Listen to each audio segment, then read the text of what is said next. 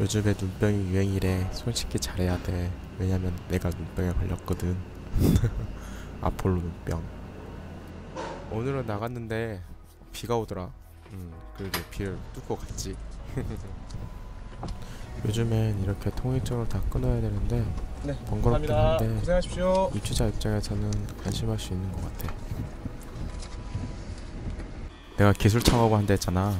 혼자 일을 하다 보니까 일정한 운영 시스템이 구축된 회사에서 분업화된 업무들이 1인 창업은 스스로 해내야 되는 거지.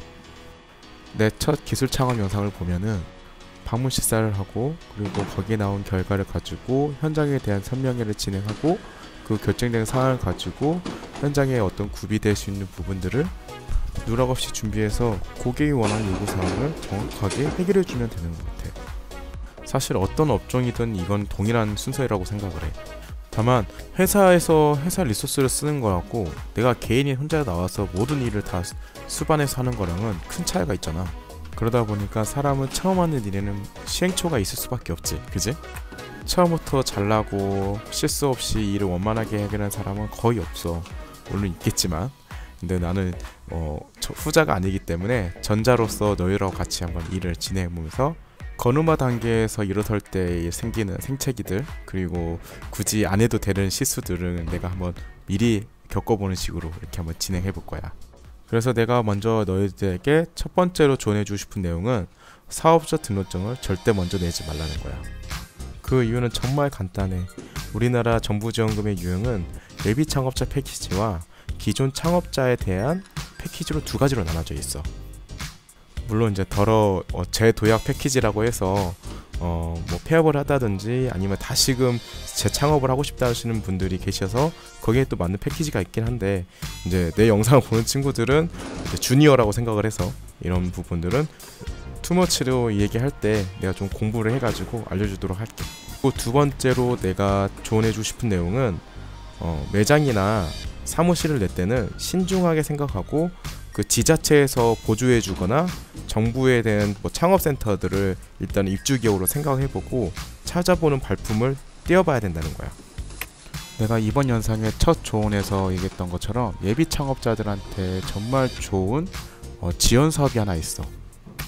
작년 말부터 정부에서 청년 예비 창업자들한테 융자로 내려줬던 창업 지원이 있어. 근데 이게 정말 파격적이야.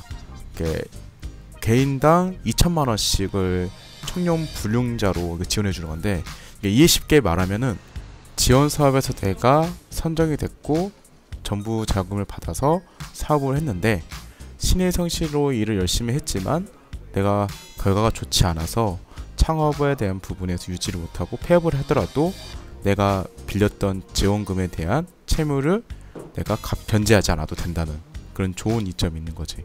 어떻게 보면은 폐업을 하고 나서 빚쟁이가 된다는 게 제일 큰 리스크잖아. 근데 그 부분을 일단 기본적으로 해결하고 시작할 수 있는 거가 이 사업의 큰 메리트라서 너무 많은 사람들이 아마 이 부분들을 일단 기본으로 보고 가실 거야. 그래서 근데 이거는 생활 혁신형 창업이다 보니까 그냥 일반적인 자영업이나 아니면은 내가 유통에 관련된 아이템 품종들은 안 되는 걸로 알고 있어. 그러니까 내가 생활 혁신에 관련해서 좀 틈새를 보고 이 아이템을 가지고 뭔가 해봐도 강점이 되겠다, 이 시장에서 내가 분명히 먹히겠다, 그런 친구들은 이 아이템을 가지고 뭔가 신청을 해봐도 좋은 거겠지. 그리고 그 외에도 굳이 꼭 이렇게 정부 과제 대출이 아니어도 신용보증재단이라든지 아니면 소상공인공단에서 그 창업자에 대해서 신용등급에 따라서 다르겠지만 2천만 원에서 3천만 원 정도 선에서는 아마 대출이 이루어질 수 있어. 그러니까 7등급 이하의 우리나라에 있는 국세라든지 지방세에 대한 체납 부분가 없다면은 이상 없이 일단은 신청이 가능할 수 있고, 이제 물론 이제 이 부분도 업종에 따라서는 어느 정도 제한이 있을 수 있으니까 사전에 내가 준비하고 있는 사업 아이템이라든지 업종이 있다면 필히 조사를 해보고 이 부분을 한번 진행해보는 것도 좋을 것 같아.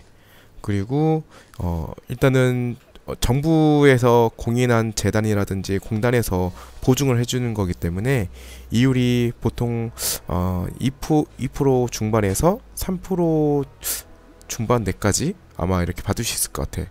나는 참고로 2% 중반으로 받았거든.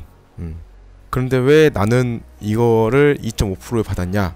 앞서 말했던 것처럼 나는 사업자 등록증을 먼저 내버렸어. 그러니까 나는 건너지 말아야 할 강을 먼저 건너버린 상태에서 일을 시작한 거지.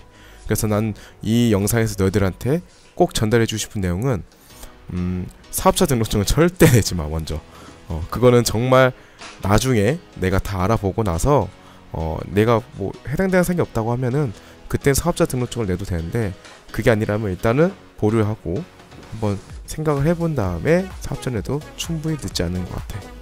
또 이야기를 하다 보니까 이제 정부에 대한 대출이나 이제 지원 사업에 대해서 이제 간단히 얘기했는데, 올해는 하반기가 이제 접어들다 보니까 올해 예산보다는 내년에 이제 책정돼서 이제 지원 사업이 되는 사업 아이템들을 좀 찾아보고 조사해봐서 1년 계획을 짜보는 것이 좋을 것 같아. 창업은 쉬우면 쉽고 어려우면 어렵다고 볼 수 있는데, 내가 볼 때 제일 현명하게 창업을 준비하는 건, 일단은 내가 회사를 다닌다면 내가 생각하는 아이템을 먼저 한번 체험해 본다든지, 아니면 그 시장에 지금 유입되고 있는 파트가 어떻게 되고 있는지, 경로가 어떻게 되는지 먼저 볼 수 있는 게 제일 중요한 것 같아.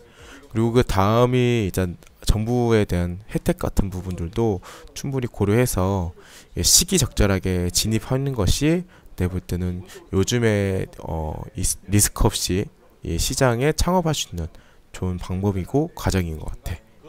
오늘은 이쯤을 마치고 다음에는 청년 창업에 더 유익한 정보를 가지고 내가 영상을 제작하도록 할게.